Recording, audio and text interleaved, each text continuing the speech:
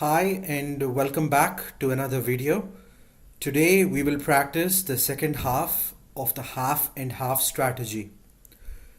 In the previous video, we went through this reading comprehension passage and we practiced how to do active reading as we go through the passage. This is what we call the first half of the half and half strategy. That is, to focus on the reading passage itself.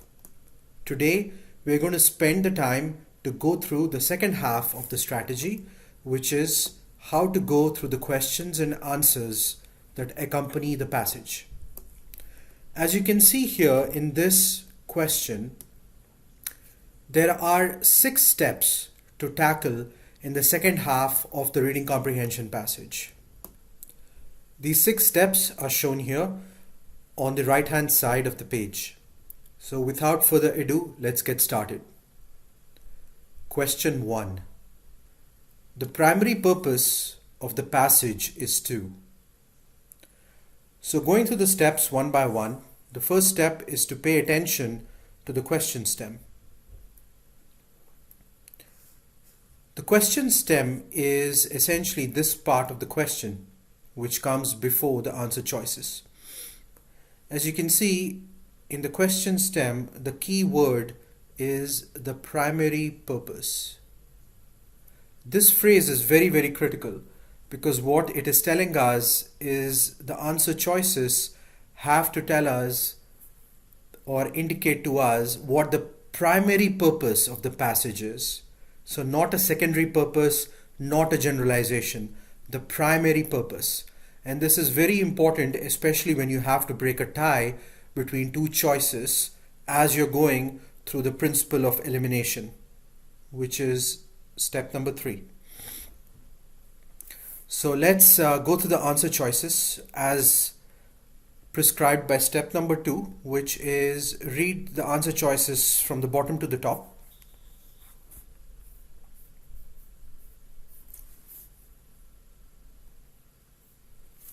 Okay, so answer choice E. Analyze the failings of observational science due to personal biases. Like I said, you've already read the question stem and you know that we are looking for the primary purpose of the passage. Now, while the passage does talk about the failings of observational science, which in this case is just another phrase for astronomy, observational science is just another phrase for astronomy, a synonym. It is not the primary purpose of the passage. Because if you go back to the passage itself, there's really nothing here which focuses on the failings itself. So you can see the failing of observational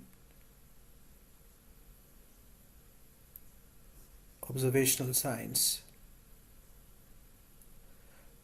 But this is not the primary purpose of the passage. And when you read through the first half of the half and half strategy and you went through the passage, we did not find that this was a critical component of the passage. So because we've already done the first half, we know that analyzing the failings of observational science is too narrow to be a right answer choice. So at this point, we will use the principle of elimination, which is step number 3, also fondly called as POE, to strike off answer choice C. Moving on, answer choice D. Document panicoic's impact on the field of astronomy. This seems like a decent answer choice because the passage does talk about Panicoic and the impact that he had on the field of astronomy. So for right now, we will leave this answer choice as a possible correct answer. But we still need to go through the remaining answer choices. So moving on to answer choice C. describe the impact of Marxist thinking on 19th century astronomy. Now, if you have followed the first half of the strategy, you will realize that the impact of Marxist thinking on 19th century astronomy is not the primary purpose of the passage, because we know that the primary purpose of this passage is to talk more about Paniconic's new theory, right? This is basically the gist of the purpose of this entire passage. It is to come up with Panicoic's theory. And while the Marxist thinking is a component of the theory, it is definitely not the primary purpose. Okay, so that's why you can cross it out. So that's one of the reasons why you have to read the question stem first, because unless you do that, you will realize that it's very hard to eliminate answer choices. Answer choice B: deplore the state of astronomy before the advent of Panicoic. Now we can right away strike this off, and the reason is because deplore is a very strong negative sentiment word.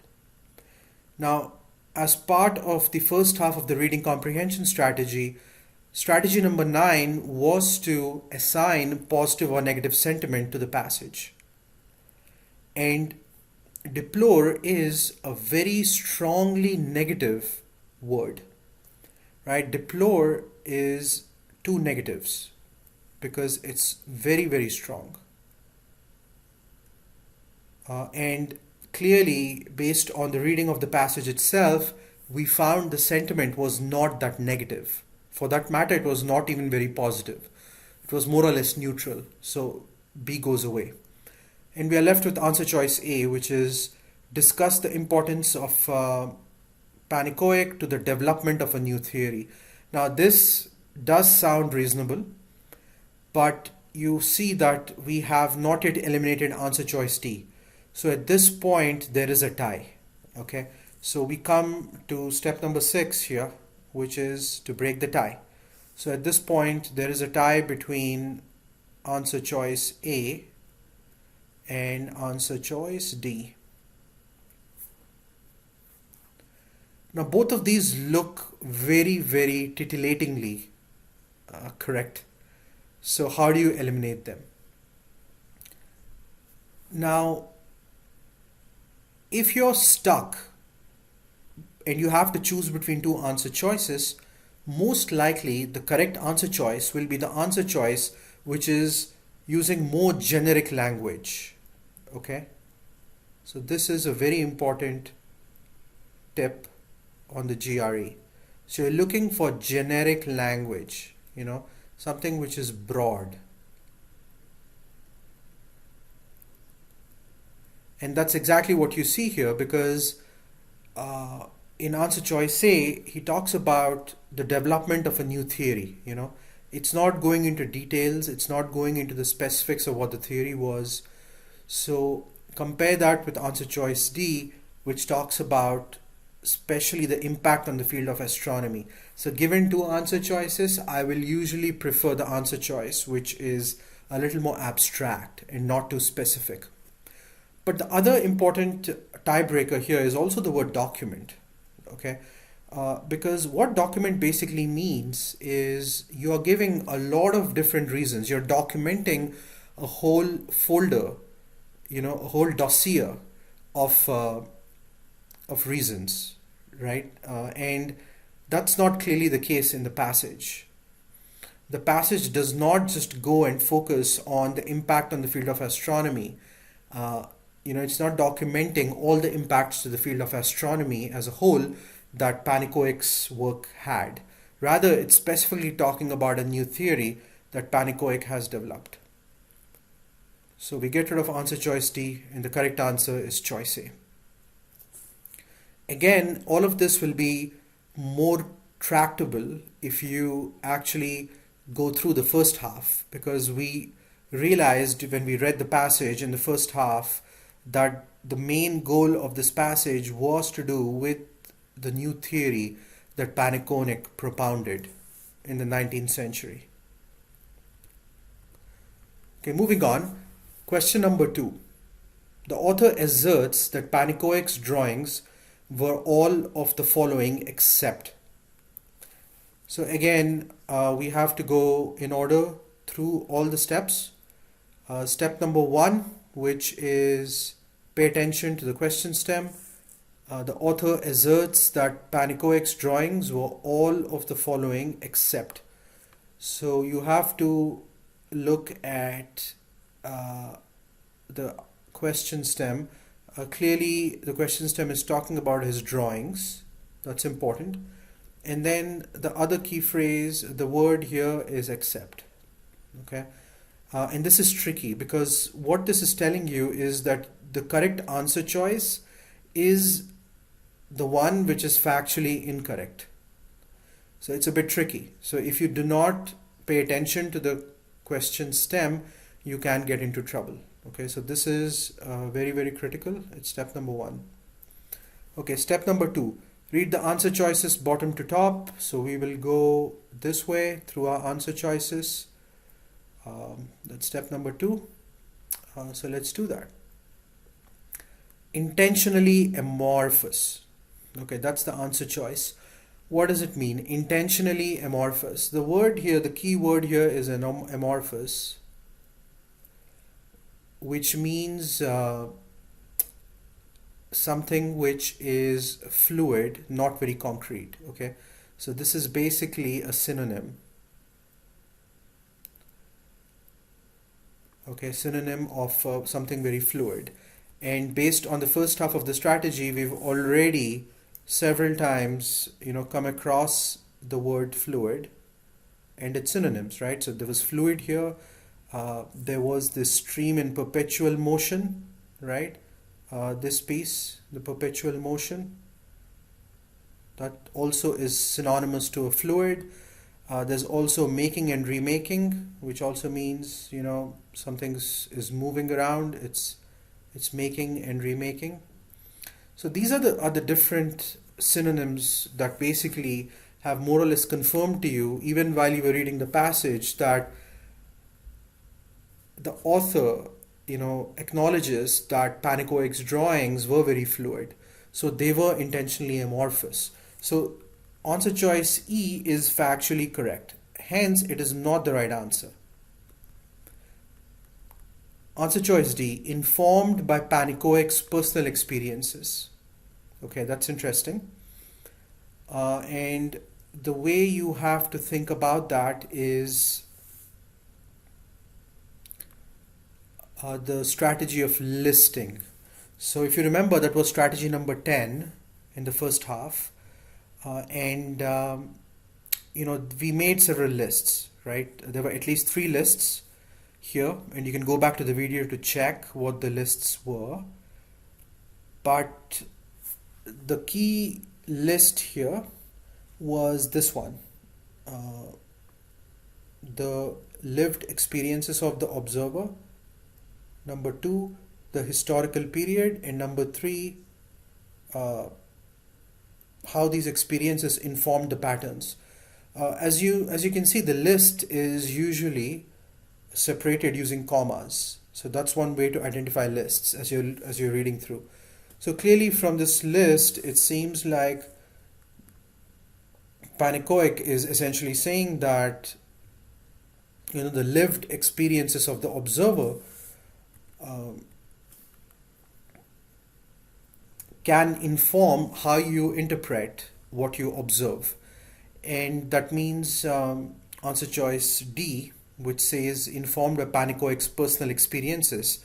So personal experiences are the same as the lived experiences, which was number 1 in our list. So this is also supported by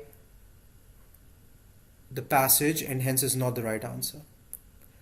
Answer choice C, impacted by considerations of prevalent social conditions. This is also in the list.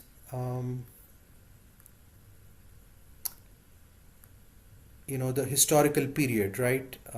And the lived experience of the observer, the historical period, and how these experiences inform the patterns.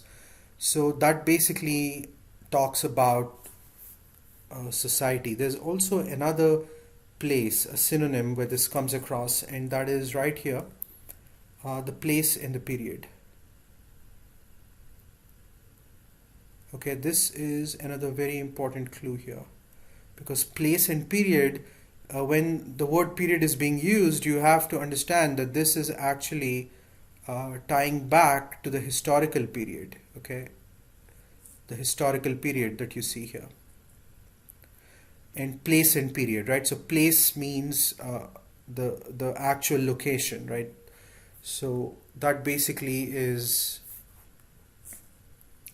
the prevalent social conditions, right? Which is essentially the place and the period. The word prevalent, if you don't know the meaning, you should look it up, because that's exactly what the word prevalent means. It means pertaining to a certain place and a certain period. So this is also supported by the passage and hence is not the right answer. Answer choice B, influenced by communist ideologies. This is classic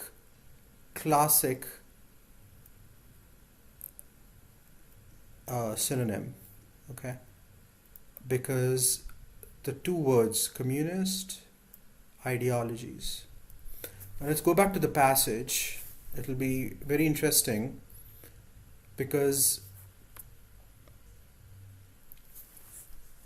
communist ideologies is actually a synonym of political beliefs.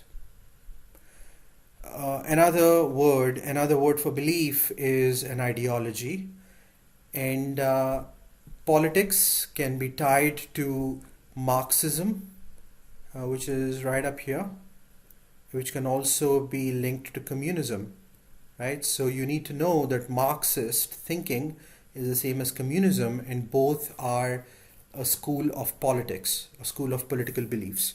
So all the GRE is doing here is it's using a synonym of political belief and calling it a communist ideology. So this is also the right answer, right? Because like I've told you before, the GRE loves synonyms. So if you find words and phrases in the answer choices which are synonyms to words and phrases in the passage, that most likely is the right answer, right? But here, because the word stem says except, answer choice B is not right. So at this point, given the principle of elimination, which is step number 3, you have more or less arrived at the right answer, which is answer number A, immovable objective representations of reality. Again, there's synonyms here, right? Immovable, because we talked about something being amorphous, we talked about stuff being fluid. What is the opposite, the antonym of amorphous? Fluid. It's something fixed, something immovable. So that's why immovable is the antonym, and that's another favorite GRE trick, is to use antonyms, and that is the right answer. So at this point, we didn't have any ties, so this was an easy reading comprehension question. And we have to look out for paraphrasing, which is what I call, using synonyms and antonyms, right? You paraphrase them. And that is very favorite method of the GRE test makers. All right, the last question. The author's attitude towards Panicoic's theory of the Milky Way can be best described as. So it's the same process. You look at the question stem, the author's attitude, and the attitude is very specific, right? The attitude is towards Panicoic's theory of the Milky Way, which is essentially the main idea of the passage. And like I said, when you were reading through the first half of the strategy, we had to, in strategy number 9, give a sentiment, right? A positive or negative sentiment. And if you remember, we actually were pretty neutral. So what this question in the GRE is testing is your understanding of the words, and also the understanding of the connotation, how the degree of positive or negative for a word. So for example, dispassionate. This is a very frequently used GRE word. If you don't know the meaning, you should go definitely look it up. About 90% of the GRE words repeat. So if you know what dispassionate is, there is a very high likelihood this word will repeat in the real exam. So strongly recommend you to go back and check some of these words if you don't know the meanings. But for now, dispassionate is a neutral word. It means not very passionate, not also completely nonchalant. You're somewhere in between, so you're more or less neutral. Qualified is actually relatively positive, right? Because you can give a qualified answer to something if you agree to most of it, but you do have some restrictions, some concerns, or certain outliers or exceptions. Qualified is also a very, very common word that comes up on the GRE. So please do look up the meaning of this word as well. Critical means negative. Enthusiastic means positive. Both are relatively easy words. Euphoric. Euphoric is actually strongly positive. So I put 2 pluses here. Strongly positive. Now, based on the first half of a strategy, we know that this particular passage and the author's attitude is dispassionate. It is pretty neutral. He's neither strongly supporting Panicoic's theory of the Milky Way, nor is he being critical of it. He's just presenting facts without really using words which are very strongly against it or supporting it. So the answer is dispassionate, which is the only choice which is neutral. So at this point, we are done with the questions. Like I said, these are very standard and typical ways in which the questions are structured on the GRE. And there is a strategy, the second half strategy, which is made up of these 6 steps that you can use to successfully and confidently answer these questions. Please do leave comments and let me know how you liked the video. Please also subscribe to my channel and share and like the video. Thank you and see you soon.